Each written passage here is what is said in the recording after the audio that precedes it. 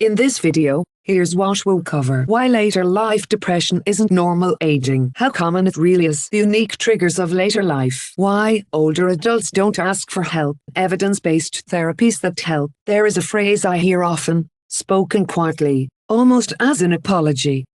An older person sits across from me, worn down by months of low mood, broken sleep, and a heavy sort of hopelessness. And they have decided that this is simply their lot now. That after a long life, with all its losses, feeling this way is normal, inevitable, something to be endured in silence.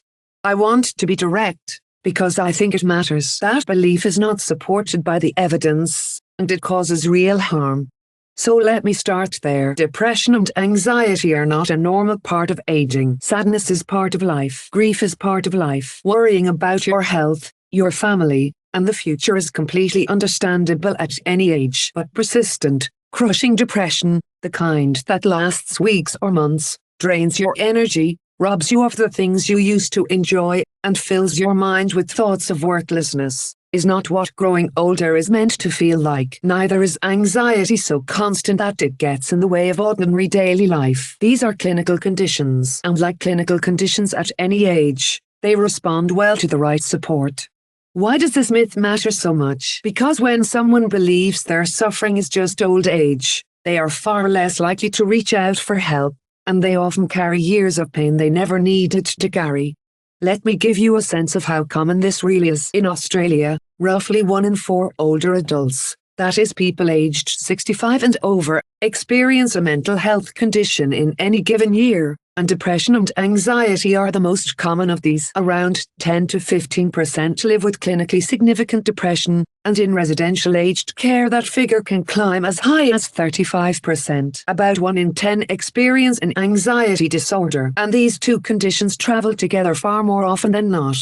What worries me most, though, is the detection gap. Research suggests that general practitioners correctly pick up depression in older patients only about half the time. In my practice I see this regularly, low mood mistaken for tiredness, for physical illness, or simply written off as aging. And untreated depression in later life is linked to worse physical health, faster decline, more hospital stays, and a real loss of quality of life. The human cost is substantial. So why does this happen? A lot of it comes down to the particular triggers of later life. Retirement is a big one. For many people, it is not just a change of routine, it is a loss of identity, of structure, of feeling needed. The risk of depression rises in that first year, especially for those with fewer social connections outside of work. Then there is loss. Older adulthood can bring the death of a spouse, of siblings, of lifelong friends, sometimes within a short space of time. Grief itself is natural and necessary, not something to be treated away. But when grief becomes prolonged, lasting well beyond a year and severely affecting daily life, targeted support helps. Chronic illness and pain, social isolation and loneliness, the loss of independence, changing roles within the family, and the quiet fear of losing one's memory all weigh heavily too. A minor memory slip that would mean nothing at 40 can feel terrifying at 75. These are real psychological pressures, and they deserve real attention.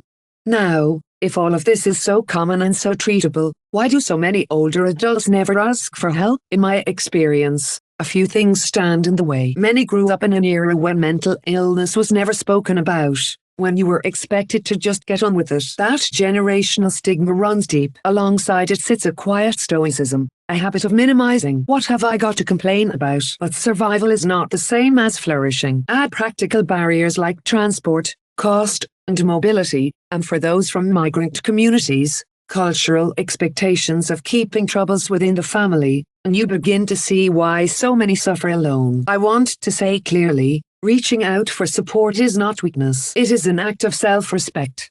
The encouraging part is that we have therapies that genuinely help, adapted thoughtfully for later life. CBT helps examine and adjust unhelpful beliefs, like I am a burden, and rebuild engagement with meaningful activity. Paced for physical capacity. ACT supports people to accept limitations they cannot change while reconnecting with what still matters. which is especially powerful with chronic pain. And mindfulness offers a way of working with difficult thoughts and sensations rather than fighting them. None of these are about pretending everything is fine. They are about living well, even within real constraints. If you recognize yourself in any of this, or you are worried about an older parent or relative, please know that later life can hold real meaning, connection, and relief. This is treatable at any age. You can read the full guide or book an appointment using the links in the description below here at Potentialz Unlimited in Bella Vista. Before you go, here's a quick recap of what we covered. Why later life depression isn't normal aging. How common it really is. The unique triggers of later life. Why older adults don't ask for help. Evidence-based therapies that help.